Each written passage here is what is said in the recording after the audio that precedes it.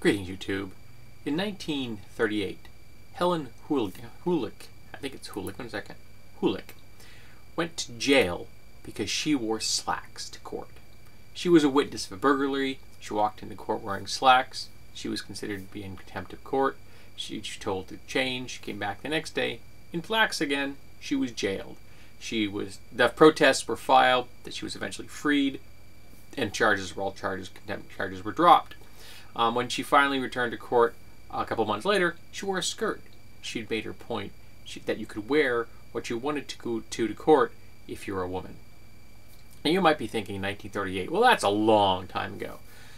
My wife's grandmother is 99. In fact, right now, my wife is out at a museum with her 99-year-old grandmother.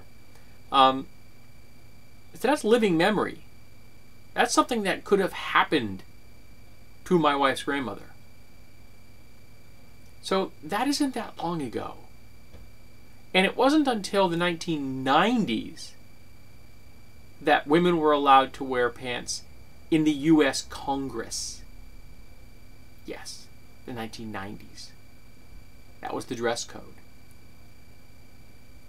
And as the title of this video says, clothing has no gender. You could be jailed at one time if a woman was discovered to be wearing men's undergarments, or if a man was discovered to be wearing women's undergarments. Of course, that would take a rather invasive search to achieve that charge, but they didn't much care back then.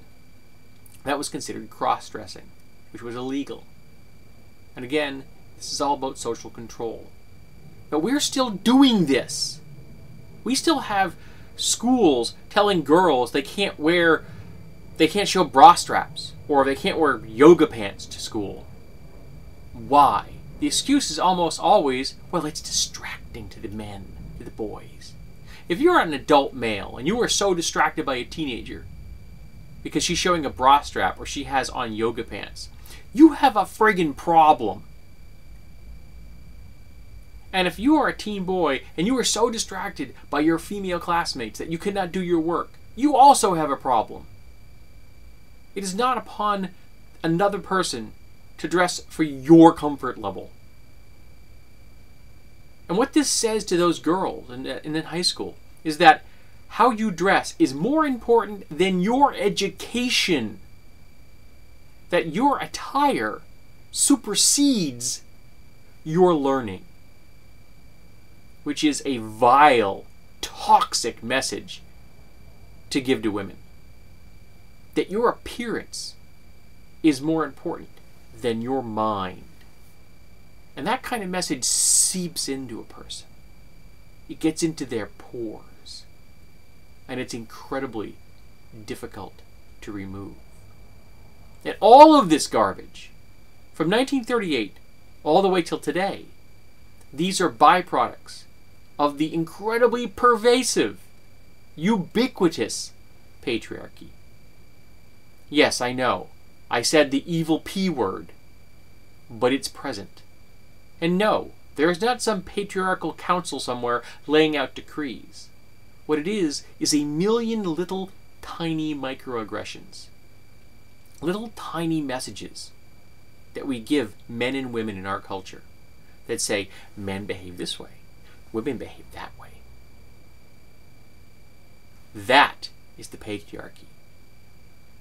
It is the conditioning that we give to men and women so that they behave in specific ways. And in our society, in the world today, women are the losers in this process because the women always end up with the short, dirty end of the stick.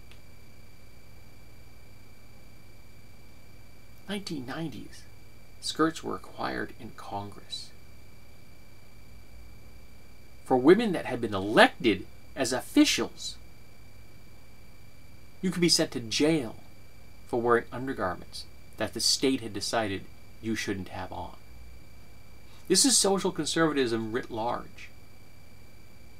This is little tiny microaggressions seeping into people's lives, telling them from the moment they're old enough to understand the world around them until the day they die that you have to behave a certain way or you will be punished. At one time by the law. but then later simply by social pressure, familial pressure. And if society or families pressure you to act in a specific way that is not a violation of the law, but just want you to behave in a certain manner, you have to ask yourself why. Now, if somebody wants to act in a certain manner on their own recognizance, their own decision, I'm just going to be dressed like this because I feel like dressing like this, that's fine. But if families or society is saying, no, you can't dress that way, you have to dress this way, that is a toxic message. Clothing has no gender. Men should be able to wear skirts. Women should be able to wear slacks, pants, jeans, shorts, skirts, jorts, whatever it is you wish to do, saris, muumuus. Everyone should be able to wear whatever they want to, whatever makes them comfortable. And they should not be lambasted for it. They should not be hounded and harassed. They should not be told that they're doing something wrong, even if it is through silence, even if it is through just glances and disdain and murmurs.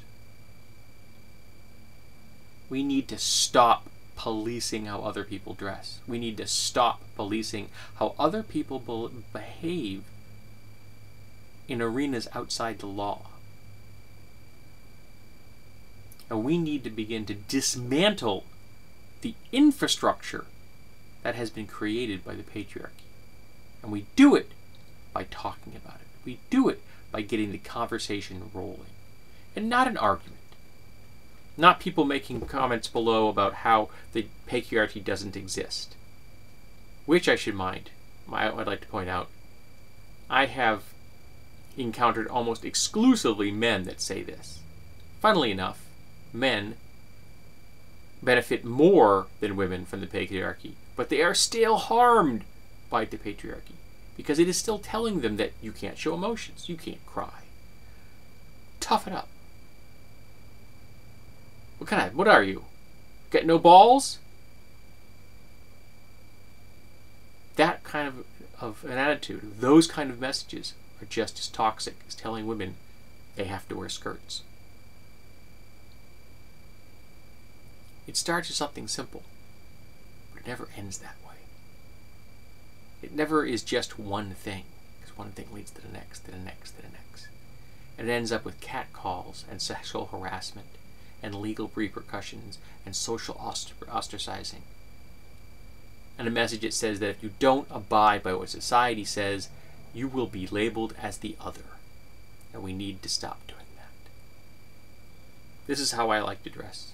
I'm wearing digital camo pants, light hikers, some really comfy socks I just got from Dickies, a t-shirt with a beholder on it, and a really nice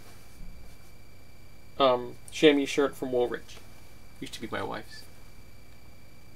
And this is how I want to dress today. And sometimes I wear garb from the Middle Ages, because that's how I feel like dressing. And it should be up to me and not anyone else.